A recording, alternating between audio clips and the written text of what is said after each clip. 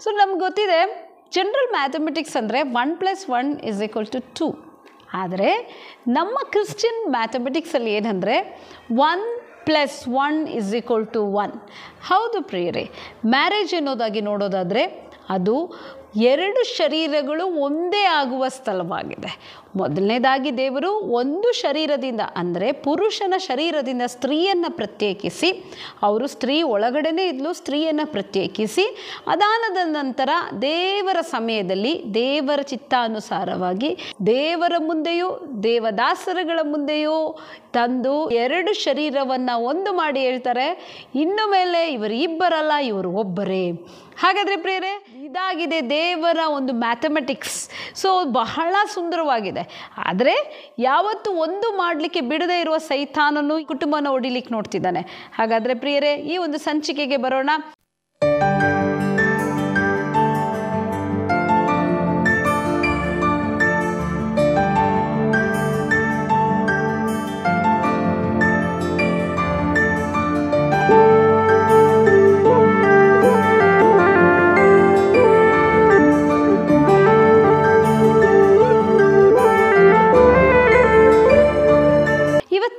Christian ಮ್ಯಾರೇಜ್ನ ಮ್ಯಾಥಮೆಟಿಕ್ಸನ್ನು ಹೇಳ್ಕೊಡ್ತಾ ಇದೆ. Praise the lord. ಕರ್ತನು ರಕ್ಷಕನಾಗಿರುವ ಯೇಸು ಕ್ರಿಸ್ತನ ನಾಮದಲ್ಲಿ ನಿಮ್ಮನ್ನು ನಮ್ಮ ಕುಟುಂಬ ಎನ್ನುವ ಸಂಚಿಕೆಗೆ ಬರಮಾಡ್ತಾ ಇದ್ದಾನೆ. ಪ್ರಿಯರೇ, ಕಳೆದ ವಾರ ನಾವು ನೋಡಿದಂಥದ್ದು ಕಾರ್ಯ ಸೆಕ್ಷುವಲ್ ಇಮ್ಮಾರಿಟಿ ಇನ್ ಫ್ಯಾಮಿಲಿ. ಭಾಳ ವೇಗವಾಗಿ ಹೇಳ್ಕೊಂಡು ಹೋದೆ ಅನಿಸುತ್ತೆ, ಯಾಕೆಂದರೆ ಬಹಳಷ್ಟು ಕಾರ್ಯಗಳಿದೆ. ನಾನು ಸ್ವಲ್ಪ ಮಾತ್ರ ಹೇಳಿದ್ದೇನೆ. ನಿಮಗೆ ಯಾರಿಗಾದರೂ ಈ ಜನರೇಷನಲ್ ಕರ್ಸ್, ಬ್ರೇಕಿಂಗ್ ದ ಜನರೇಷನಲ್ ಕರ್ಸ್ ಎನ್ನುವಂತಹ ಸಂದೇಶವನ್ನು ನೀವು ನೋಡಬೇಕು. ಸ್ಪೆಷಲಿ ಫ್ಯಾಮಿಲಿ ಒಳಗಡೆ ಯಾಕೆ ಪ್ರಾಬ್ಲಮ್ಸ್ಗಳು ಬರುತ್ತೆ, ಯಾಕೆ ಸಾಲಗಳು ಬರುತ್ತೆ, ಯಾಕೆ ರೋಗಗಳು ಬರುತ್ತೆ, ಯಾಕೆ ಗಂಡ ಹೆಂಡತಿ ಹೊಂದಾಣಿಕೆಯಲ್ಲಿ ಹೋಗ್ಲಿಕ್ಕಾಗ್ತಿಲ್ಲ, ಯಾತಕ್ಕೋಸ್ಕರ ಕೋಪ, ಜಗಳ, ಎದುರು ಮಾತು, ಮಕ್ಕಳು ವಿರೋಧವಾಗಿ ನಿಲ್ಲೋದು, ಸಾಲಗಳು, ದರಿದ್ರಗಳು, ಎಕ್ಸ್ಟ್ರಾ ಮ್ಯಾರಿಟಲ್ ಅಫೇರ್ಗಳು ಯಾಕೆ ಅನ್ನೋ ಪ್ರಶ್ನೆ ನಿಮ್ಮಲ್ಲಿದ್ದರೆ ನಿಮ್ಮ ಎನ್ಕರೇಜ್ಮೆಂಟ್ಗಾಗಿ ಹೇಳ್ತಾ ಇದ್ದಾನೆ, ನಮ್ಮ ಯೂಟ್ಯೂಬ್ ಚಾನಲ್ ಆದಂತಹ ಬೆರಾಕಾ FT ಚರ್ಚ್ ಬ್ಯಾಂಗ್ಳೂರು ಎನ್ನುವಂತಹ ಈ ಒಂದು ಯೂಟ್ಯೂಬ್ ಚಾನಲ್ಗೆ ನೀವು ಹೋಗ್ರಿ. ಅಲ್ಲಿ ಹೋಗಿ ಆ ಪೇಜನ್ನು, ಹೋಮ್ ಪೇಜನ್ನು ನೀವು ಓಪನ್ ಮಾಡಿದ್ರೆ ಅಲ್ಲಿ ಅನೇಕ ಹೆಸರುಗಳು ಬರುತ್ತೆ. ಅದರಲ್ಲಿ ಹೋಮ್ ಇರುತ್ತೆ, ವಿಡಿಯೋಸ್ ಇರುತ್ತೆ. ಅಲ್ಲಿ ಪ್ಲೇ ಲಿಸ್ಟ್ಗೆ ಹೋಗಿ ನೀವು ಕ್ಲಿಕ್ ಮಾಡಿರಿ. ಅಲ್ಲಿ ನಿಮಗೆ ಬ್ರೇಕಿಂಗ್ ದ ಜನರೇಷನಲ್ ಕರ್ಸ್ ಹಾಗೂ ಫ್ಯಾಮಿಲಿ ಪ್ರೊಟೆಕ್ಷನ್ ಎನ್ನುವಂತಹ ಮೆಸೇಜ್ಗಳು ಲಭ್ಯವಿದೆ. ಅದು ಪಾಸ್ಟರ್ ರಾಯ್ ಮ್ಯಾಥ್ಯೂ ಎನ್ನುವಂತಹ ಪಾಸ್ಟರ ಸಂದೇಶ. ಅದನ್ನು ನಾನು ನಿಮಗೆ ಟ್ರಾನ್ಸ್ಲೇಟ್ ಮಾಡಿದ್ದೇನೆ. ಮಲಯಾಳಂ ಟು ಕನ್ನಡ ಇದೆ. ನಾನು ನಿಮಗೆ ಹೇಳ್ತಾ ಇದ್ದೇನೆ, ಪ್ರತಿಯೊಬ್ಬರು ನೀವು ಇದನ್ನು ನೋಡಬೇಕಾಗಿ ನಾನು ಕೇಳ್ಕೊಳ್ತಾ ಇದ್ದೇನೆ. ಈ ಲಿಂಕನ್ನು ಕೆಳಗಡೆ ಡಿಸ್ಕ್ರಿಪ್ಷನ್ ಬಾಕ್ಸಲ್ಲಿ ಹಾಕ್ತಿದ್ದೇವೆ. ದಯವಿಟ್ಟು ನಿಮಗೆ ಚೆನ್ನಾಗಿ ಡೀಪಾಗಿ ಒಂದು 5 ಡೇಸ್ ಸೆಷನ್, ಅದು 5 ಡೇಸ್ನಲ್ಲಿ ಸ್ಪಷ್ಟವಾಗಿ ದೇವದಾಸರು ವಿತ್ ಅನ್ ಎಕ್ಸಾಂಪಲ್ ಆಗಿ ನಮಗೆ ಎಕ್ಸ್ಪ್ಲೇನ್ ಮಾಡಿದ್ದಾರೆ. ನಾನು ಕೇಳೋದು, ಪ್ರತಿ ಒಂದು ಫ್ಯಾಮಿಲಿ ಇದನ್ನು ನೋಡಬೇಕು. ಅಷ್ಟು ಮಾತ್ರ ಅಲ್ಲ, ಎಕ್ಸ್ಪ್ಲೈನ್ ಮಾಡಿಕೊಡ್ಬೇಕು. ನಿಮ್ಮ ಯೂತ್ಗಳಿಗೆ ನೀವು ಇದನ್ನು ಟೀಚ್ ಮಾಡಬೇಕು. ಹೇಗೆ ಫ್ಯಾಮಿಲಿ ಒಡೆಯಲ್ಪಡುತ್ತೆ, ಹೇಗೆ ದೇವರು ಫ್ಯಾಮಿಲಿಯನ್ನು ಕಾಪಾಡ್ತಾರೆ, ಹೇಗೆ ಜನರೇಷನಲ್ ಕರ್ಸಿಂದ ಈಚೆ ಬರಬೇಕು. ಸೊ ಹಾಗಾಗಿ ಪ್ರಿಯರೇ, ವಿಶೇಷವಾಗಿ ಈ ಒಂದು ಅಡಲ್ಟ್ರಿಯ ಬಗ್ಗೆ ಫುಲ್ ಡಿಟೇಲ್ ಆಗಿ ಆ ವಿಡಿಯೋದಲ್ಲಿದೆ. ಓಕೆ, ಇವತ್ತಿನ ವಿಡಿಯೋಗೆ ನಾವು ಬರೋಣ. ಕಳೆದ ವಾರವೆಲ್ಲ ನಾವು ನೋಡ್ದೋ ನಾವು ಹೇಗೆ ಫ್ಯಾಮಿಲಿಯಲ್ಲಿ ಈ ಒಂದು ವ್ಯಭಿಚಾರದ ಆತ್ಮಕ್ರಿಯೆ ಮಾಡುತ್ತೆ. ಇವತ್ತು ನಾವು ನೋಡ್ಲಿಕ್ಕೆ ಹೋಗ್ತಾ ಇದ್ದೇವೆ ಅದರಿಂದ ಹೇಗೆ ಹೊರಬರೋದು. ಯೂಶ್ವಲಿ ಏನು ಮಾಡ್ತೇವೆ, ನಾನು ಇಬ್ಬರ ಕಡೆಯೂ ಮಾತಾಡ್ತಿದ್ದೇನೆ. ಒಂದು ವೇಳೆ ಆ್ಯಸ್ ಎ ಬ್ರದರ್ ನಿಮಗೆ ಗೊತ್ತಾಯಿತು ನಿಮ್ಮ ಹೆಂಡತಿ ಫೇತ್ಫುಲ್ ಅಲ್ಲ, ನಾವೇನು ಮಾಡ್ತೇವೆ, ಟ್ರಸ್ಟ್ ಮುರಿದು ಹೋಗುತ್ತೆ. ಏನು ಮಾಡ್ತೇವೆ, ಆಬ್ವಿಯಸ್ಲಿ ಅವ್ರನ್ನ ಹೇಟ್ ಮಾಡ್ತೇವೆ. ಅವ್ರನ್ನ ಬಿಟ್ಟು ಬೇರೆ ಕಡೆ ಬಂದು ಮಕ್ಕಳನ್ನು ಕರ್ಕೊಂಡು ಬಂದು ಬೇರೆ ಕುಟುಂಬವನ್ನು ಮಾಡ್ತಾರೆ. ಅಷ್ಟೇ ಆಗೋದು, ಕ್ಷಮಿಸೋದಿಲ್ಲ. ಅಥವಾ ಕೆಲವರು ಗೊತ್ತಿದ್ದೂ ಕ್ಷಮಿಸಿ ಹೋಗೋರು ಬಹಳ ಬಹಳ ಕಡಿಮೆ ಮಂದಿ. ಒಂದು ವೇಳೆ ಒಂದು ಪುರುಷನಿಗೆ ಈ ರೀತಿಯಾದ ಅಕ್ರಮ ಸಂಬಂಧ ಇರೋದು ಸ್ತ್ರೀಗೆ ಗೊತ್ತಾದರೆ ಜಗಳ ಆಗುತ್ತೆ, ಡೈಲಿ ಜಗಳ ಆಗುತ್ತೆ, ಹೊಡೆದಾಟ ಆಗುತ್ತೆ. ಅವಳು ಈಸಿಯಾಗಿ ಬಿಡೋದಿಲ್ಲ. ಕೆಲವರು ಬಿಟ್ಟು ಹೋಗ್ತಾರೆ ಸಡನ್ನಾಗಿ, ಕೆಲವರು ಬಿಡೋದಿಲ್ಲ. ಡೈಲಿ ಚಿತ್ರ ಹಿಂಸೆ, ಮನೆ ನರಕ ಆಗಿಬಿಡುತ್ತೆ. ಸೊ ಹೀಗೆ ಮಾತಿಗೆ ಮಾತು ಬೆಳೆದು ಟೋಟಲಿ ಹೇಟ್, ಒಂದು ಕಹಿ ಭಾವನೆ ಬಂದು ಆ ಗಂಡ ಏನಾಗ್ತಾನೆ, ಇನ್ನೂ ಸ್ಟಬ್ಬನ್ನಾಗಿ ಇನ್ನೂ ಒಂದು ಎಕ್ಸ್ಟ್ರಾ ಮ್ಯಾರಿಟಲ್ ಅಫೇರ್ಗೆ ಹೋದರೂ ಸಂಶಯ ಪಡೋದಿಲ್ಲ. ಯಾಕೆ ಅಂದರೆ ಈ ಒಂದು ಕಾರ್ಯವನ್ನು ನಮ್ಮ ಬಾಯಿಂದ ಸಾಲ್ವ್ ಮಾಡಲಿಕ್ಕಾಗೋದಿಲ್ಲ. ನೀವೆಲ್ಲರೂ ಗಮನ ಇಟ್ಟು ಕೇಳಬೇಕು. ನಾನು ನಿಧಾನವಾಗಿ ಇವತ್ತು ಹೇಳ್ಕೊಂಡು ಹೋಗ್ತಾ ಇದ್ದೇನೆ. ನಮ್ಮ ಕುಟುಂಬ ದೇವರು ಕೊಟ್ಟಿದ್ದ ಕುಟುಂಬ. ನಿಮಗೆ ಕೊಡಲ್ಪಟ್ಟ ಹೆಂಡತಿ ದೇವರಿಂದ ಬಂದ ಗಿಫ್ಟ್. ನಿಮಗೆ ಕೊಡಲ್ಪಟ್ಟಂಥ ಗಂಡ ಅದು ದೇವರಿಂದ ಕೊಡಲ್ಪಟ್ಟದ್ದು. ನಿಮ್ಮದೇ ಆದಂಥ ಬೋನು, ಆತನ ಶರೀರದೊಳಗಿಂದ ನೀವು ಬಂದಿದ್ದೀರಾ. ಈ ಇಬ್ಬರ ಒಳಗಡೆ ಮೂರನೇ ವ್ಯಕ್ತಿ ಬರಲಿಕ್ಕೆ ಅನುಮತಿಸಬಾರದು. ಮೊದಲನೇದಾಗಿ ನಾವು ಪ್ರೀ ಮ್ಯಾರಿಟಲ್ ಕೌನ್ಸಿಲಿಂಗಲ್ಲಿ ಹೇಳ್ಕೊಡೋ ಒಂದು ವಿಷಯ, ಮದುವೆ ಆ ಸಮಯದಲ್ಲಿ ನೀವು ಮಾತನಾಡ್ಕೊಳ್ತೀರ ನಿಜ. ಯಾವ ಡ್ರೆಸ್ ತೊಗೊಳ್ಳಿ, ಎಲ್ಲಿ ಮೇಕಪ್ಗೆ ಹೋಗಲಿ, ಯಾವ ಕಲರ್ ತೊಗೊಳ್ಳಿ, ಇದು ಬಿಟ್ಟರೆ ಈಗಿನ ಜನರೇಷನು ಪ್ರೀ ವೆಡ್ಡಿಂಗು, ಶೂಟಿಂಗ್ಸು ಇದ್ರ ಬಿಟ್ಟರೆ ಬೇರೆ ಏನೂ ಮಾತಾಡೋದಿಲ್ಲ. ಆದರೆ ಒಂದು ಗಾಡ್ಲಿ ಜನರೇಷನ್ ಮಾತಾಡಬೇಕಾಗಿದ್ದು ನಮ್ಮ ಡಿಸೈರ್ ಏನು, ನನಗಿರೋ ಕಾಲಿಂಗ್ ಏನು, ನಾವು ಹೇಗಿರಬೇಕು, ವಿಶೇಷವಾಗಿ ಪ್ರಾರ್ಥನೆ ಮಾಡಬೇಕು. ಏನು ಒಂದು ಪ್ರಾರ್ಥನೆ ಅಂದರೆ ನಿಮ್ಮ ಮದುವೆಯ ಪ್ರಾರಂಭ ದಿನದಲ್ಲಿ ನೀವು ಮಾಡಬೇಕಾದ ಪ್ರಾರ್ಥನೆ, ಮದುವೆ ಆದ ಪ್ರಾರಂಭದ ದಿನದಲ್ಲಿ ನೀವು ಮಾಡಬೇಕಾದ ಪ್ರಾರ್ಥನೆ, ಬ್ರೇಕಿಂಗ್ ದ ಜನರೇಷನಲ್ ಕರ್ಸ್, ಶಾಪಗಳನ್ನು ಮುರಿದು ನೀವು ಪ್ರಾರ್ಥಿಸ್ಬೇಕು. ಯಾಕೆಂದರೆ ನಿಮಗೊಂದು ಸಂತತಿ ಹುಟ್ಲಿಕ್ಕೆ ಹೋಗ್ತಾ ಇದೆ, ನೀವೊಂದು ಕುಟುಂಬವನ್ನು ಮಾಡಲಿಕ್ಕೆ ಹೋಗ್ತಾ ಇದ್ದೀರಾ. ಅಲ್ಲಿ ನಿಮ್ಮ ಗೊತ್ತಿದೆಯೋ ಗೊತ್ತಿಲ್ಲದೋ ನಿಮ್ಮ ತಂದೆಗೋ ಅಥವಾ ಪೂರ್ವ ಪಿತೃಗಳಿಂದಲೋ 10 ತಲೆಮಾರು ಗಂಟ ಶಾಪ ಬರುತ್ತೆ. ನೀವು ಹೇಳಬೇಕು, ಇದ್ದರೆ ಯಾವುದಾದ್ರೂ ಇದ್ದರೆ, ಹರಕೆ ಮಾಡದ ಪಾಪಗಳಿದ್ದರೆ, ದೇವರೇ ಈ ಸಮಯದಲ್ಲಿ ನಿನ್ನ ನಾಮದಲ್ಲೂ ರಕ್ತದಲ್ಲೂ ಬೇರು ಸಮೇತ ನಮ್ಮ ಕುಟುಂಬದಿಂದ, ನಮ್ಮ ಈ ಹೊಸ ಕುಟುಂಬದಿಂದ ಅದನ್ನು ಕಿತ್ತು ಬಿಸಾಡ್ತೇವೆ. ಸೊ ಈ ರೀತಿಯಾಗಿ ಒಬ್ರಿಗೊಬ್ಬರು ನೀವು ಪ್ರಾರ್ಥನೆ ಮಾಡಿ ಬ್ಲೆಸ್ ಮಾಡಿ ನಿಮ್ಮ ಕುಟುಂಬವನ್ನು ಪ್ರಾರಂಭಿಸಿದ್ರೆ ನಿಜವಾಗ್ಲೂ ಬಹಳ ಒಳ್ಳೆಯದು. ಇಲ್ಲದಿದ್ದರೆ ಒಂದು ಯಾವಾಗಲೂ ಒಂದು ಬಾಗಿಲು ಓಪನ್ ಇದ್ದಾಗೆ, ಯಾವಾಗ ಬೇಕಾದರೂ ಒಳಗಡೆ ಕಳ್ಳ ಬರ್ಬೋದು. ಸೊ ಹಾಗಾದರೆ ಪ್ರಿಯರೇ, ಇದಾಗಿದೆ prevention is better then cure. ಇದನ್ನು ಪ್ರಿವೆಂಟ್ ಮಾಡ್ಕೋಬೋದು. ನೀವು ನಿಮ್ಮ ಮಕ್ಕಳಿಗೆ ನೀವು ಹೇಳ್ಕೊಡ್ಬೋದು, ಇವು ಹೊಸದಾಗಿ ಮದುವೆ ಆದವರಿಗೆ ನೀವು ಇದನ್ನು ಹೇಳ್ಕೊಡ್ಬೋದು. ಇಲ್ಲದಿದ್ದರೆ ಈಗಲೂ ನೀವು ಮಾಡ್ಬೋದು. ಆಗಾಗ ಜಗಳಗಳು, ಕೋಪಗಳು, ಈ ರೀತಿಯಾದ ಕಾರ್ಯಗಳು ಬರ್ತಿದ್ರೆ ಯಾಕೆ ನನ್ನಲ್ಲೇ ಈ ಥರ ಪ್ರಾಬ್ಲಮ್ ಇರಬಾರ್ದು ಅಂತ ನೀವು ಸೆಲ್ಫ್ ಚೆಕ್ ಮಾಡಿ ಪ್ರೇಯರ್ ಮಾಡ್ಬೋದು. ಓಕೆ, ನಾವೀಗ ಬರ್ತಾ ಇರೋ ಒಂದು ವಿಷಯ, ಈ ಒಂದು ಅಡಲ್ಟ್ರಿ ಅಥವಾ ಎಕ್ಸ್ಟ್ರಾ ಮ್ಯಾರಿಟಲ್ ಅಫೇರ್ನ ಹೇಗೆ ಹ್ಯಾಂಡ್ಲ್ ಮಾಡ್ಬೋದು.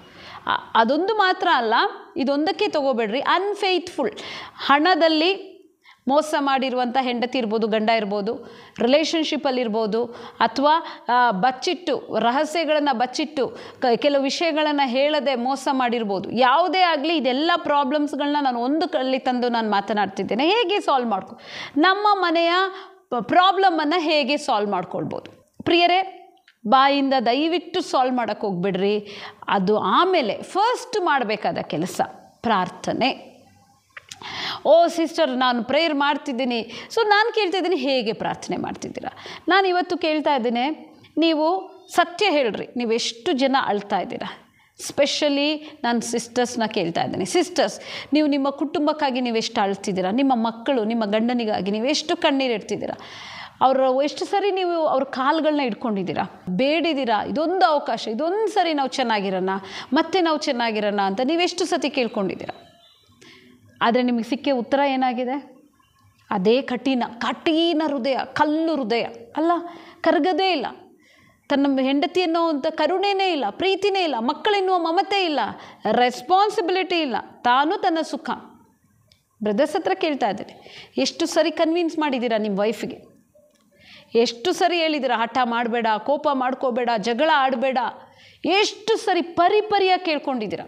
ಈವನ್ ಎಕ್ಸ್ಟ್ರಾ ಮ್ಯಾರಿಟಲ್ ಅಫೇರ್ ಆದರೂ ನೀವು ಬೇಡಿದ್ದೀರಾ, ಕೈ ಮುಗ್ದಿದ್ದೀರಾ. ನನಗೆ ಗೊತ್ತಿರೋ ಹಾಗೆ ಕೆಲವರು ಕಾಲಿಗೆ ಕೂಡ ಬಿದ್ದಿರುವಂಥ ಹಸ್ಬೆಂಡ್ಗಳಿದ್ದಾರೆ ಅವ್ರ ಕುಟುಂಬವನ್ನು ಕಾಪಾಡಿಕೊಳ್ಳಲಿಕ್ಕೆ. ಆದರೂ ಕಠಿಣ ಹೃದಯವುಳ್ಳಂತಹ ಹೆಂಡತಿ ಇರ್ಬೋದು. ಇವ್ರನ್ನ ಹೇಗೆ ಕರಗಿಸ್ಲಿಕ್ಕೆ ಸಾಧ್ಯ? ನಾವು ಯಾವುದೇ ವ್ಯಕ್ತಿಯನ್ನು ಬದಲಾಯಿಸೋಕ್ಕಾಗೋದಿಲ್ಲ, ನಾವು ಯಾರನ್ನು ಚೇಂಜ್ ಮಾಡಲಿಕ್ಕಾಗೋದಿಲ್ಲ. ಇದು ಬರೆದಿಟ್ಕೊಳ್ರಿ, ನಮ್ಮ ಮಾತಿನಿಂದ ನಮ್ಮ ಕೈಯಿಂದ ಆಗೋದಿಲ್ಲ. ಆದರೆ ಹೃದಯಗಳನ್ನು, ಕಠಿಣ ಹೃದಯಗಳನ್ನು ಕರಗಿಸುವ ಆತನು ನಿಮ್ಮಲ್ಲಿದ್ದಾನೆ. ನೀವೊಬ್ಬರೇ ಇಲ್ಲ, ಆತನಾಗಿದ್ದಾನೆ ಯೇಸು ಸ್ವಾಮಿ ಮತ್ತು ಪವಿತ್ರಾತ್ಮನು ತಾನೇ ಕಠಿಣ ಹೃದಯಗಳನ್ನು ಮಾಂಸ ಹೃದಯವನ್ನಾಗಿ ಪರಿವರ್ತಿಸಲು ಸಾಧ್ಯ. ನಾನು ನಿಮಗೆ ಒಂದು ಎವಿಡೆಂಟನ್ನು ಕೊಡಲಿಕ್ಕೆ ಇಷ್ಟಪಡ್ತಾ ಇದ್ದೇನೆ. ಸತ್ಯವೇದದ ಕಡೆಗೆ ಹೋಗೋಣ. ನಾನು ವೇಗವಾಗಿ ಹೇಳ್ತೇನೆ. ನಾವು ನೋಡ್ತಾ ಇರೋದು ಯಾಕೋಬ್ ಮತ್ತು ಏಸಾವನ ಬಗ್ಗೆ. ನಿಮಗೆಲ್ಲರಿಗೂ ಗೊತ್ತಿದೆ, ಯಾಕೋಬ್ ತಮ್ಮ, ಏಸಾವನ ಅಣ್ಣ. ಯಾಕೋಬನು ಮೋಸ ಮಾಡಿ ಅಣ್ಣನಿಗೆ ಸಿಗಬೇಕಾದಂಥ ಆಸ್ತಿಯನ್ನು ಆಹಾರದ ಮೂಲಕ ಕಬಳಿಸ್ಕೊಳ್ತಾನೆ, ಅವನು ಎಲ್ಲವನ್ನು ತೆಗೆದುಕೊಳ್ತಾನೆ. ಸುಳ್ಳು ಹೇಳಿ ವಂಚನೆ ಮಾಡಿ, ಸ್ವಂತ ತಂದೆಗೆ ಸುಳ್ಳು ಹೇಳಿ ವಂಚನೆ ಮಾಡಿ ನಾನೇ ಏಸಾವನು ಅಂತ ಹೇಳಿ ಏಸಾವನಿಗೆ ಬರಬೇಕಾದ ಎಲ್ಲ ಆಶೀರ್ವಾದ ಒಂದು ಕೂಡ ಬಿಡದೆ ಎಲ್ಲ ಆಶೀರ್ವಾದವನ್ನು ತಾನು ಹೊಂದ್ಕೊಳ್ತಾನೆ. ಸೊ ಇದು ಗೊತ್ತಾದಾಗ ಏಸಾವನಿಗೆ ಕೋಪ ಬಂದಿದೆ, ಅವನು ತಮ್ಮನನ್ನು ಸಾಯಿಸಬೇಕು ಅಂದಾಗ ಅವನು ಓಡಿ ಹೋಗ್ತಾನೆ. ಓಡಿ ಹೋಗಿದ ನಂತರ ಆ ಉಪಾಯಿ ಅನ್ನಿಸ್ಕೊಂಡಂಥ ಆ ಯಾಕೋಬನು ಅನೇಕ ಸಮಸ್ಯೆಗಳಲ್ಲಿ ಸಿಕ್ಕಾಕೊಳ್ತಾನೆ. ಫುಲ್ಲು ಎಲ್ಲರೂ ಅವನಿಗೆ ಮೋಸ ಮಾಡ್ತಾರೆ, ಎಲ್ಲ ವಿಷಯದಲ್ಲೂ ಅವನು ಮೋಸ ಹೋಗ್ತಾನೆ. ಕೊನೆಗೆ 6 ವರ್ಷಗಳಾದಮೇಲೆ ಆತನಿಗೆ ಮನೆಗೆ ಹಿಂದಿರುಗಬೇಕೆಂಬ ಆಸೆ ಆಗುತ್ತೆ. ಆದರೆ ಅಣ್ಣನ ಭಯ, ಯಾಕೆ ಹೇಳಿದರೆ ತಪ್ಪು ಮಾಡಿದಾನಲ್ಲ. ಇವತ್ತು ನಾನು ನಿಮಗೆ ಹೇಳಿದ್ದೇನೆ, ನಿಮ್ಮಲ್ಲಿ ಯಾರಾದರೂ ಕದ್ದು ಮುಚ್ಚಿ ತಪ್ಪುಗಳನ್ನು ಮಾಡೋದಾದರೆ ಆ ಒಂದು ಭಯ ನಿಮ್ಮನ್ನು, ಒಂದು ಗಿಲ್ಟ್, ಒಂದು ತಪ್ಪು ಮನಸ್ಸಾಕ್ಷಿ ಚುಚ್ಚುತ್ತಾನೇ ಇರುತ್ತೆ. ಅದನ್ನು ತೋರಿಸ್ಕೊಳ್ಳೋದಿಲ್ಲ, ಆದರೆ ತುಂಬ ದಿನ ಇರೋದಿಲ್ಲ. ರಹಸ್ಯಗಳು ತುಂಬ ದಿನ ಇರೋದಿಲ್ಲ, ಒಂದು ದಿನ ಬರುತ್ತೆ. ಆದ್ದರಿಂದ ಬೆಟರ್ ನಾವು ಕೂತು ಮಾತಾಡೋದು ಬೆಟರ್. ಸೊ ನೋಡ್ರಿ, ಇಲ್ಲೇನಾಯಿತು, ಯಾಕೋಬನು ಏಸಾವನನ್ನು ಸಂಧಿಸಲೇಬೇಕಾದ ಅವಸ್ಥೆ. ಸೊ ನಾನು ನಿಮಗೆ ಹೇಳ್ತಾ ಇರೋದು ಆದಿಕಾಂಡ 32 ಮತ್ತು 33ನೇ ವಾಕ್ಯವನ್ನು ನಿಮ್ಮ ಹತ್ರ ಹೇಳ್ತಾ ಇದ್ದೇನೆ. ಅದರಲ್ಲಿ 32ನೇ ವಾಕ್ಯದಲ್ಲಿ ಏಸಾವನನ್ನು ಸಂಧಿಸಬೇಕೆಂಬುದಾಗಿ ಮನಸ್ಸು ಮಾಡಿಕೊಂಡ. 9, 10, 11ನೇ ವಾಕ್ಯದಲ್ಲಿ ಪ್ರಾರ್ಥಿಸ್ತಾ ಇದ್ದಾನೆ. ದೇವರೇ, ವಾಗ್ದಾನಗಳನ್ನು ಹೇಳ್ತಾ ಇದ್ದಾನೆ. ದೇವರೇ, ನೀನು ನನಗೆ ವಾಗ್ದಾನ ಮಾಡಿದ್ಯಾ, ನಿನ್ನ ಸಂತತಿನ ಆಶೀರ್ವದಿಸ್ತೀನಿ ಅಂತ ಹೇಳಿದ್ಯಾ, ನನಗೆ ಪೂರ್ವ ಪ್ರೀತಿಗಳ ಮೂಲಕ ನನಗೆ ವಾಗ್ದಾನ ಆಗಿದೆ, ನನ್ನನ್ನು ನೀನು ಸಹಾಯ ಮಾಡು. ನೋಡ್ರಿ, ದೇವರ ಹತ್ರ ತನ್ನ ವಾಗ್ದಾನವನ್ನು ಹೇಳಿ ಪ್ರಾರ್ಥಿಸ್ತಾನೆ. ನನ್ನನ್ನು ಬಹಳ ಗಮನವಿಟ್ಟು ಕೇಳಬೇಕು. ಸಹೋದರಿಗಳಾಗಿರ್ಬೋದು, ಸಹೋದರಗಳಾಗಿರ್ಬೋದು, ನಿಮ್ಮ ಕುಟುಂಬದ ಮೇಲೆ ದೇವರೊಂದು ವಾಗ್ದಾನ ಇಟ್ಟಿದ್ದಾರೆ, ನಿಮಗೊಂದು ವಾಗ್ದಾನ ಕೊಟ್ಟಿದ್ದಾರೆ. ದೇವರು ಕೊಟ್ಟಿರೋದು ನಿಮ್ಮ ಗಂಡ, ನಿಮ್ಮ ಹೆಂಡತಿ, ನಿಮ್ಮ ಮಕ್ಕಳು ಯಾರು ಕಿತ್ಕೊಂಡು ಹೋಗೋದಿಲ್ಲ. ನಾನು ಮಕ್ಕಳನ್ನು ಕೂಡ ಇನ್ಕ್ಲೂಡ್ ಮಾಡಿ ಮಾತಾಡ್ತಿದ್ದೀನಿ. ಒಂದು ವೇಳೆ ಮಕ್ಕಳು ಹಠ ಸ್ವಭಾವದವರಾಗಿದ್ದು ಹೇಳಿದ ಮಾತು ಕೇಳಿಲ್ಲ ಅಂದರೆ, ಕಲ್ಲು ಸ್ವಭಾವ ಆಗಿದ್ದರೆ ನೀವು ಈ ಪ್ರಾರ್ಥನೆ ಮಾಡಿರಿ. ನೀವು ಮಾಡಬೇಕಾದ ಪ್ರಾರ್ಥನೆ ಏನಂದರೆ, ದೇವರೇ, ನೀನು ನನಗೆ ಕುಟುಂಬಕ್ಕೆ ಕೊಟ್ಟಂಥ ವಾಗ್ದಾನ ಇದು, ನಾನು ಯಾವತ್ತೂ ಬಿಡೋದಿಲ್ಲ, ಇದನ್ನು ಗಟ್ಟಿಯಾಗಿ ಇಟ್ಕೊಳ್ರಿ. ವಾಗ್ದಾನಗಳನ್ನು ಹೇಳಿ ಪ್ರಾರ್ಥಿಸ್ರಿ. ಆನಂತರ 11ನೇ ವಾಕ್ಯದಲ್ಲಿ ತನ್ನ ಎಮೋಷನ್ನ ಹೇಳ್ತಿದ್ದಾನೆ. ದೇವರೇ, ಏಸಾವನು ನನ್ನ ಕೊಲ್ತಾನೆ. So be real to God. ದೇವ್ರ ಹತ್ರ ಎಲ್ಲವನ್ನ ಹೇಳ್ರಿ. ದೇವರೇ, ನನಗೆ ಅವರಿಲ್ಲ ಅಂದರೆ ಜೀವಿಸೋಕ್ಕಾಗೋದಿಲ್ಲ, ನನಗೆ ಕುಟುಂಬ ಬೇಕು, ನಾನು ಜೀವಿಸಬೇಕು. ನೆಗೆಟಿವನ್ನು ತೆಗೆದುಕೊಂಡು ಬರಬೇಡ್ರಿ. ನನಗೆ ಗಂಡ ಇಲ್ಲ ಅಂದರೂ ನಾನು ಜೀವಿಸ್ತೀನಿ, ನನಗೆ ಹೆಂಡತಿ ಬೇಕಂತಿಲ್ಲ, ಮಕ್ಕಳು ಬೇಕಂತಿಲ್ಲ, ನಾನು ಇರ್ತೀನಿ, ನನ್ನ ಹತ್ರ ಹಣ ಇದೆ, ನಾನು ಇರ್ತೀನಿ, ಇದಲ್ಲ. ದೇವ್ರ ಹತ್ರ ಬಂದಾಗ ಬಿ ರಿಯಲ್. ನೀವಾಗಿರ್ರಿ. ಇಲ್ಲ ದೇವ್ರೆ, ನನಗೆ ಹಸ್ಬೆಂಡ್ ಬೇಕು, ನನ್ನ ಮಕ್ಕಳಿಗೆ ತಂದೆ ಬೇಕು, ನನ್ನ ಮನೇಲಿ ಹೆಂಡತಿ ಬೇಕು, ನನ್ನ ಮನೇಲಿ ಮಕ್ಕಳು ಬೇಕು. ಸೊ ಹೇಳ್ರಿ, ಓಪನ್ನಾಗಿ ಹೇಳ್ರಿ ದೇವ್ರ ಹತ್ರ, ದೇವ್ರೆ ನನಗೆ ಬೇಕು.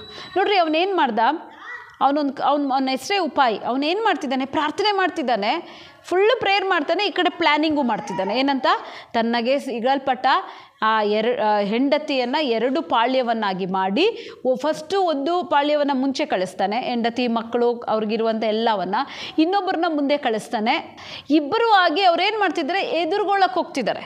ಸೊ ಮುಂದೆ ಕಳಿಸಿ ನೀವು ಅವರಿಗೆ ನಮಸ್ಕಾರ ಮಾಡಿರಿ. ಇದೆಲ್ಲ ಇದು ಅವನ ಮಾನುಷಿಕವಾದ ಪ್ಲ್ಯಾನ್. ಆದರೆ ಈ ಕಡೆ ಅವನು ಪ್ರಾರ್ಥಿಸ್ತಾ ಇದ್ದಾನೆ. ನಾವು ಕೂಡ ಅಷ್ಟೇ, ನಮ್ಮ ಕುಟುಂಬದಲ್ಲಿ ಏನಾದರೂ ಸಮಸ್ಯೆ ಬಂದರೆ ವಿ ವಿಲ್ ಪ್ಲ್ಯಾನ್. ಏನು ಮಾತಾಡಬೇಕು, ಈ ವರ್ಡನ್ನ ಯೂಸ್ ಮಾಡಬೇಕು, ಇಂಥವ್ರನ್ನ ಕರಿಬೇಕು, ಮದುವೆ ಮಾಡಿದ ಪಾಸ್ಟ್ರನ್ನ ಕರಿಬೇಕು, ಹುಡುಗ ನೋಡಿದವ್ರನ್ನ ಕರಿಬೇಕು, ಪ್ರತಿಯೊಬ್ಬರನ್ನ ಕರೆದು ಪಂಚಾಯಿತಿ ಮಾಡಬೇಕು. This is our plan. ಕರೆಸ್ತಾರೆ, ಎಲ್ಲರನ್ನ ಕರೆಸ್ತಾರೆ, ಮಾತಾಡ್ತಾರೆ, ಮಾಡ್ತಾರೆ ಅದನ್ನು. ಹಾಗೆ ಈ ಕಡೆ ಪ್ರಾರ್ಥನೆ ಮಾಡೋರು ಇದ್ದಾರೆ. ಯಾರು ಗೆಲ್ತಾರೆ ಎಂಬುದಾಗಿ ನಾನು ಹೇಳ್ತಾ ಇದ್ದೀನಿ. ಕೊನೆಗೇನಾಯಿತು, ಏಸಾವನನ್ನು ಸಂಧಿಸಬೇಕಾಯ್ತು. ಏಸಾವನನ್ನು ಸಂಧಿಸುವಾಗ ಮಕ್ಕಳಿಲ್ಲ, ಹೆಂಡತಿ ಇಲ್ಲ, ಯಾರೂ ಇಲ್ಲ, ಒಬ್ಬನೇ ಉಳಿದ. 32ನೇ ಅಧ್ಯಾಯ 22ರಿಂದ ನಾವು ನೋಡ್ತೇವೆ, ಯಾಬೋಕ್ ಎನ್ನುವ ಆ ಹೊಳೆಯ ತೀರದಲ್ಲಿ ಒಬ್ಬನೇ ಉಳಿದ. ಅವನಿಗೆ ಗೊತ್ತಾಗೋಯ್ತು, ಅಣ್ಣ ಬಿಡೋದಿಲ್ಲ, ಅಣ್ಣ ಸಾಯಿಸ್ತಾನೆ, ವರ್ಷಗಳೆಷ್ಟೇ ಆಗಿರಲಿ ಸಾಯಿಸ್ತಾನೆ. ಈ ಹಗೆ ಎಲ್ಲಿಂದ ಬಂತು? ಎಗೈನ್ ಆದಾಮನ ಸಂತತಿಯಿಂದನೇ ಬಂತು. ಸೊ ಅಣ್ಣ ಕೊಲ್ತಾನೆ. ಈಗೇನು ಮಾಡೋದು? ಒಂದು ಮಾಡ್ದ, ಅವತ್ತು ರಾತ್ರಿ ಎಲ್ಲ ಅವನು ದೇವರೊಂದಿಗೆ ಹೋರಾಡ್ದ. ನಾವು ನೋಡ್ತೇವೆ, ಗಟ್ಟಿಯಾಗಿ ಅವನ ತೊಡೆಯನ್ನು ಹಿಡ್ಕೊಂಡ, ದೇವದೂತನನ್ನು ಬಿಡಲಿಲ್ಲ. ಸೊ ಗಟ್ಟಿಯಾಗಿ ಹಿಡ್ಕೊಂಡ, ನೀನು ನನ್ನನ್ನು ಆಶೀರ್ವದಿಸದ ಹೊರತು ನಾನು ನಿನ್ನನ್ನು ಬಿಡೋದಿಲ್ಲ. ಪ್ರಿಯರೇ, ಈ ಪ್ರಾರ್ಥನೆಯನ್ನು ನೀವು ಮರಿಬಾರ್ದು. ಒಂದು, ನಾನು ಹೇಳಿದೆ, ವಾಗ್ದಾನಗಳನ್ನು ನೆನಪಿಸಿ ಪ್ರಾರ್ಥಿಸ್ದ. ಎರಡನೇದು, ಅವನ ಇಡೀ ಎಮೋಷನ್ನ ಓಪನ್ ಮಾಡಿ ಪ್ರಾರ್ಥಿಸ್ದ. ಬಿ ರಿಯಾಲಿಸ್ಟಿಕ್ಕಾಗಿ ಅವನ ರಿಯಲ್ ಸಿಚುವೇಶನ್ಸ್ ಏನು ಅದನ್ನು ಹೇಳಿ ಪ್ರಾರ್ಥಿಸ್ದ. ಆನಂತರ ಗಟ್ಟಿಯಾಗಿ ಕಾಲನ್ನು ಹಿಡ್ಕೊಂಡು ಪ್ರಾರ್ಥಿಸ್ದ. ಈ ಕಡೆ ಅವನು ಪ್ಲ್ಯಾನಿಂಗ್ ಎಲ್ಲ ಮಾಡಿದ್ದಾನೆ, ಪ್ಲ್ಯಾನು ಅದು ಎಕ್ಸಿಕ್ಯೂಟ್ ಆಗ್ತಿದೆ. ಈಗ ಏಸಾವನನ್ನು ಸಂಧಿಸುವ ದಿನ. 33ನೇ ಅಧ್ಯಾಯ 3ನೇ ವಾಕ್ಯ ಓದೋಣ. ತಾನೇ ಅವರ ಮುಂದಾಗಿ ಹೋಗಿ ತನ್ನ ಅಣ್ಣನಿಗೆ ಸಮೀಪಿಸುತ್ತಿರುವಾಗಲೇ 7 ಸಾರಿ ನೆಲದ ತನಕ ಬೊಗ್ಗಿ ನಮಸ್ಕರಿಸಿದನು. ನೋಡ್ರಿ, ಅವನ ಒಂದು ಸೈಡ್ ಪ್ಲ್ಯಾನಿಂಗ್ ಏನು ಮಾಡ್ತಿದ್ದೆ, ಅವ್ನಿಗೆ ಹೇಳ್ತಿದ್ದೆ ಹೋಗು ನೀನು ಒಬೀಡಿಯನ್ಸ್ ತೋರಿಸು, ಆ್ಯಕ್ಟ್ ಆಫ್ ಒಬೀಡಿಯನ್ಸ್. ಅವನೇನು ಮಾಡ್ತಿದ್ದಾನೆ, 7 ಬಾರಿ ನೆಲಕ್ಕೆ ಬಗ್ಗಿ ಅವನು ನಮಸ್ಕಾರ ಮಾಡ್ತಿದ್ದಾನೆ. ಅದೇನನ್ನು ತೋರಿಸ್ತಾ ಇದೆ, ತಗ್ಗಿಸುವಿಕೆಯನ್ನು ತೋರಿಸ್ತಾ ಇದೆ. ಆದರೆ 4ನೇ ವಾಕ್ಯದಲ್ಲಿ ಈ ರೀತಿಯಾಗಿ ವಾಕ್ಯ ಬರೆಯಲ್ಪಟ್ಟಿದೆ, ಆದರೆ ಏಸಾವನು ಅವನನ್ನು ಎದುರುಗೊಳ್ಳುವುದಕ್ಕೆ ಓಡಿ ಬಂದು ಅವನ ಕೊರಳನ್ನು ಅಪ್ಪಿಕೊಂಡು ಮುದ್ದಿಟ್ಟನು. ಅವರಿಬ್ಬರು ಕಣ್ಣೀರು ಸುರಿಸಿದರು. ನೋಡ್ರಿ, ಇದಾಗಿದೆ ರಿಸಲ್ಟ್ ಆಫ್ ಪ್ರೇಯರ್. ಕಲ್ಲು ಮನುಷ್ಯ ಕರಗಿದ, ಕಣ್ಣೀರಿಟ್ಟ, ಕೆಳಗಡೆ ಬಿದ್ದಿರುವಂತಹ ತಮ್ಮನನ್ನು ಓಡಿ ಹೋಗಿ ಎತ್ತಿಕೊಂಡು ಅವನನ್ನು ಕೊರಳಿಗೆ ಮುದ್ದಿಟ್ಟನು. ನೆನ್ಪು ಮಾಡ್ಕೊಳ್ರಿ, ಎಲ್ಲಿ ಇಬ್ಬರು ತಬ್ಬಿಟ್ಕೊಂಡಿದ್ದಾರೆ, ಅವರಿಬ್ಬರು ಆಲಂಗಿಸ್ಕೊಂಡು ಅವನ ಕೊರಳಿಗೆ ಮುದ್ದಿಟ್ಟನು. ಎಂಥ ವೈರಿಯನ್ನು, ಎಂಥ ಕಠಿಣ ಮನುಷ್ಯ ಅವನು, ಬೇಟೆಗಾರನು, ಕಠಿಣ ಮನುಷ್ಯ ಆತನು. ತಂದೆ ತಾಯಿನ ಪೀಡಿಸ್ತಿದ್ದವನು. ಏಸಾವನ ಇಂಥವನಲ್ಲ, ತಂದೆ ತಾಯಿ ಮೇಲೆ ಅವನು ದ್ವೇಷ ಕಾರಿದವನು, ತಮ್ಮನನ್ನು ಬಿಡಲಿಕ್ಕೆ ಯಾವ ಚಾನ್ಸೂ ಇಲ್ಲ. ಆದರೆ ಯಾಕೋಬನ ಒಂದು ಪ್ರಾರ್ಥನೆ ಆ ಏಸಾವನ ಕಠಿಣತ್ವವನ್ನೇ ಏನು ಮಾಡ್ತು, ಕರಗಿಸಿಬಿಡ್ತು. ನಾನಿವತ್ತು ನಿಮಗೆ ಹೇಳ್ಕೊಡೋದು ಇಷ್ಟೇ, ನಾವು ಬೇರೆ ಎಲ್ಲ ಮಾಡುವ. ನೋಡ್ರಿ, ಅವನು ಮಾಡಿದ ಪ್ಲ್ಯಾನ್ ಯಾವುದು ಸಕ್ಸಸ್ ಆಗಿಲ್ಲ. ಅವನು 2 ಪಾಳೆಯವಾಗಿ ಮಾಡಿದ್ದು, ಬಗ್ಗಿ ನಮಸ್ಕರಿಸೋದು, ಅದು ಯಾವುದೂ ಅಲ್ಲ. ಅವನಿಗೆ ರಿಸಲ್ಟ್ ತಂದಿದ್ದು ಪ್ರೇಯರ್. ಇವತ್ತು ನನ್ನನ್ನು ಆಲಿಸ್ತಿರುವವರೇ, ನೀವು ನಿಮ್ಮ ಕುಟುಂಬನ ಬಿಟ್ಟು ಹೋಗ್ಬಾರ್ದು. ನಾನು ಬಿಟ್ಟು ಹೋಗ್ತೀನಿ, ನನಗೆ ಡೈವರ್ಸ್ ಬೇಕು, ನನಗೆ ನನ್ನ ಗಂಡ ಬೇಡ, ನನಗೆ ನನ್ನ ಹೆಂಡತಿ ಬೇಡ, ಇಲ್ಲ. ಫಸ್ಟ್ ಅದನ್ನು ಚೇಂಜ್ ಮಾಡಿರಿ. ಯಾಕೆ ನಾನು ಬಿಡಬೇಕು? ನನ್ನ ಫ್ಯಾಮಿಲಿ. ಸೈತಾನನು ಕುಟುಂಬದಲ್ಲಿರೋರನ್ನೇ ಉಪಯೋಗಿಸ್ತಾ ಇದ್ದಾನೆ, ಕುಟುಂಬದಲ್ಲಿರೋರನ್ನೇ ಹಿಡ್ಕೊಂಡಿದ್ದಾನೆ. ಯಾಕೆ ನೀವು ಅವನಿಗೆ ಬಿಟ್ಕೊಡ್ತೀರಾ? ಇಲ್ಲ, ನಾನು ಬಿಟ್ಟು ಹೋಗ್ತೀನಿ ಅಂತ ಹೇಳ್ಬಾರ್ದು, ಕೀಳು ಮಾಡಬಾರ್ದು. ಒಂದು ಅವಕಾಶ ಕೊಡ್ರಿ, ತಿರುಗಿ ಕಟ್ತೇನೆ, ನಾನು ನನ್ನ ಕುಟುಂಬವನ್ನು ತಿರುಗಿ ಕಟ್ತೇನೆ. ಯಾಕೋಬನ ರೀತಿಯಲ್ಲಿ ನಿಂತ್ಕೊಳ್ರಿ. ನಿಮಗೆ ಕೊಟ್ಟಿರುವಂಥ ವಾಗ್ದಾನಗಳನ್ನ ದೇವ್ರ ಹತ್ರ ಕೂಗಿ ಹೇಳ್ರಿ. ನೀವು ದೇವ್ರ ಹತ್ರ ರಿಯಲ್ ಆಗಿ ಬನ್ನಿರಿ, ಗಟ್ಟಿ ಇಟ್ಕೊಳ್ರಿ. ಡಿಯರ್ ಸಿಸ್ಟರ್ಸ್, ಬೇರೆ ಯಾರನ್ನು ಇಟ್ಕೊಳ್ಬೇಡ್ರಿ. ನೀವು ಎಷ್ಟೋ ಸರಿ ಗಂಡನ ಕಾಲ ಹಿಡ್ದಿದ್ದೀರಾ, ಅವರು ಒದ್ದು ಹೋಗಿದ್ದಾರೆ. ಎಷ್ಟೋ ಸರಿ ಮಕ್ಕಳನ್ನ ಪರಿ ಬೇಡ್ಕೊಂಡಿದ್ದೀರಾ, ಅವರ ಹೃದಯ ಕರಗಿಲ್ಲ. ಆದರೆ ಅದನ್ನೆಲ್ಲ ಬಿಟ್ಟು ನೀನು ದೇವ್ರನ್ನ ಹಿಡ್ಕೊಳ್ಳೋದಾದರೆ ಗಟ್ಟಿ ಹಿಡ್ಕೊಂಡು, ದೇವರೇ ನನ್ನ ಕುಟುಂಬನ ನೀನು ಆಶೀರ್ವದಿಸದೆ ಹೊರತು ನಾನು ಬಿಡೋದಿಲ್ಲ, ನನ್ನನ್ನು ಆಶೀರ್ವದಿಸದೆ ಹೊರತು ಬಿಡೋದಿಲ್ಲ ಅನ್ನೋ ಅಳು ನಿನಗಿರೋದಾದರೆ ನಿಜವಾಗ್ಲೂ ಅಲ್ಲಿ ಯಾಕೋಬನ ಹೆಸರು ಬದಲಾದಂತೆ ಇವತ್ತು ನಿನ್ನ ಕುಟುಂಬ ಬದಲಾಗುತ್ತೆ. ನಿನ್ನ ಪ್ರಾರ್ಥನೆ, ನಿನ್ನ ಕಣ್ಣೀರು, ನಿನ್ನ ಹೋರಾಟ ದೇವರ ಮುಂದೆ, ನಾವು ಮನುಷ್ಯರ ಮುಂದೆ, ಆ ವ್ಯಕ್ತಿಯ ಮುಂದೆ. ಹೇಗೆ ಒಂದು ಮಗುವಿಗೆ ನಮಗೆ ಕೋಪ ಬಂದಾಗ ಯಾರೋ ಒಬ್ಬರು ಏನು ಮಾಡಿದ್ರು, ನಮ್ಮ ಮಗುಗೆ ಕೋಲಲ್ಲಿ ಹೊಡೆದ್ರು. ಏನು ಮಾಡ್ತಿದ್ದೇವೆ, ಹೋಗಿ ಆ ಕೋಲಿಗೆ ಕೋಲನ್ನು ದ್ವೇಷಿಸೋದು ಸರಿನಾ, ಇಲ್ಲ ವ್ಯಕ್ತಿಯನ್ನು ದ್ವೇಷಿಸೋ ಸರಿನಾ? ನಾವು ಕೇಳಬೇಕು. ಕೋಲು ಹೊಡೆದಿರೋದು ಕೋಲಿರ್ಬೋದು, ಆದರೆ ಯೂಸ್ ಮಾಡಿರೋದು ಒಂದು ವ್ಯಕ್ತಿ ಇದ್ದಾರೆ. ಅದೇ ಥರ ನಮ್ಮ ಗಂಡನೋ ಹೆಂಡತಿಯೋ ಈ ರೀತಿ ತಪ್ಪು ಮಾಡಿದರೆ ಅದನ್ನು ಅವ್ರನ್ನ ಯೂಸ್ ಮಾಡಿರುವಂಥ ಶಕ್ತಿಯನ್ನು ನಾವು ಎದುರಿಸ್ಬೇಕೇ ವಿನಃ ಆ ಒಂದು ವ್ಯಕ್ತಿಯನ್ನಲ್ಲ, ನಮ್ಮ ಕುಟುಂಬವನ್ನು ನಮ್ಮ ಕತ್ತಿಯಿಂದ ನಮ್ಮ ಕಣ್ಣನ್ನೇ ಚುಚ್ಕೊಳ್ಳೋದಲ್ಲ, ಗಾಯವನ್ನು ಕೆರೆದು ಹುಣ್ಣು ಮಾಡ್ಕೊಳ್ಳೋದಲ್ಲ. ಜಗಳಗಳನ್ನೆಲ್ಲ ನಿಲ್ಲಿಸಿ ಹೋರಾಡ್ರಿ, ದೇವರ ಸನ್ನಿಧಿಯಲ್ಲಿ ಹೋರಾಡ್ರಿ. ಖಂಡಿತ ನಿಮಗೆ ಒಂದು ಫಲ ಉಂಟಾಗುತ್ತೆ. ಹಾಗೆ ಇನ್ನೊಂದು ಮಾತನ್ನು ಹೇಳಿ ನಿಲ್ಲಿಸ್ತೇನೆ. ನನಗಾಗಿ ಯಾರು ಸಹಾಯ ಮಾಡ್ತಾರೆ, ನನ್ನ ಕುಟುಂಬವನ್ನು ಯಾರು ಸರಿ ಮಾಡ್ತಾರೆ? ಖಂಡಿತ ಮೇರಿಯ ಬಳಿಯಲ್ಲಿ ನಾವು ಹೊಸ ಒಡಂಬಡಿಕೆಯಲ್ಲಿ ನೋಡ್ತೇವೆ, ದೂತನು ಬಂದು ಹೇಳ್ತಿದ್ದಾನೆ, ನಿನಗೊಂದು ಮಗು ಉಂಟಾಗುತ್ತೆ.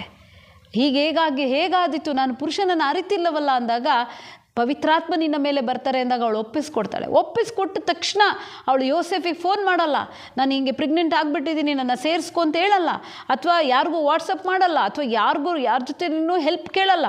ಅವಳು ಜಸ್ಟ್ ಪ್ರೇಯರ್ ಮಾಡಿ ದೇವ್ರ ಬೈಲಿ ಒಪ್ಪಿಸ್ಕೊಟ್ಲು. ನೆಕ್ಸ್ಟ್ ಕೆಲಸ, ದೇವದೂತನು ಯೋಸೆಫನ ಕನಸಿನಲ್ಲಿ ಇಳಿದು ಹೇಳ್ತಿದ್ದಾನೆ, ಹೋಗಿ ಹೆಂಡತಿಯನ್ನು ಸೇರಿಸ್ಕೊ. ನಾನು ನಿಮಗೆ ಶಾರ್ಟಾಗಿ ಹೇಳ್ತಿದ್ದೀನಿ ಪ್ರಿಯರೇ, ನಿಮಗಾಗಿ ಕಾರ್ಯ ಮಾಡುವ ಆತನಿದ್ದಾನೆ. ನೀನು ಸರಿಯಾಗಿ ದೇವರ ಸನ್ನಿಧಿಯಲ್ಲಿ ಒಪ್ಪಿಸಿಕೊಡೋದಾದರೆ, ನೀವು ಮೇರಿಯ ರೀತಿಯಲ್ಲಿ ನಿಮ್ಮ ಕುಟುಂಬವನ್ನು ದೇವ್ರ ಕೈಲಿ ಒಪ್ಪಿಸಿ. ಇದು ಹೇಗಾಗುತ್ತೆ, ನನ್ನ ಕುಟುಂಬ ಹೇಗೆ ಸರಿ ಹೋಗುತ್ತೆ, ನನ್ನ ಗಂಡ ಬಿಟ್ಟು ಹೋಗ್ತಾನೆ, ನನ್ನ ಮಕ್ಕಳು ಬಿಟ್ಟು ಹೋಗ್ತಾನೆ, ನನ್ನ ಹೆಂಡತಿ ಇಲ್ಲ, ಎಲ್ಲ ಏನೇ ಇರ್ಬೋದು, ನೀವು ಹಣಕಾಸಿನಲ್ಲಿ ಒಡೆಯಲ್ಪಟ್ಟಿರ್ಬೋದು, ಆರೋಗ್ಯದ ವಿಷಯದಲ್ಲಿ ಒಡೆಯಲ್ಪಟ್ಟಿರ್ಬೋದು, ಪ್ರಾಬ್ಲಮ್ ಯಾವುದೇ ಇರ್ಬೋದು, ನಿಮ್ಮ ಕುಟುಂಬನ ದೇವ್ರ ಕೈಲಿ ಕೊಟ್ಬಿಟ್ಟು ನೀವು ಆರಾಮಾಗಿರ್ರಿ, ಪ್ರಾರ್ಥನೆ ಮಾಡಿರಿ, ಯಾಕೋಬನ ಥರ ಕೂತ್ಕೊಳ್ರಿ.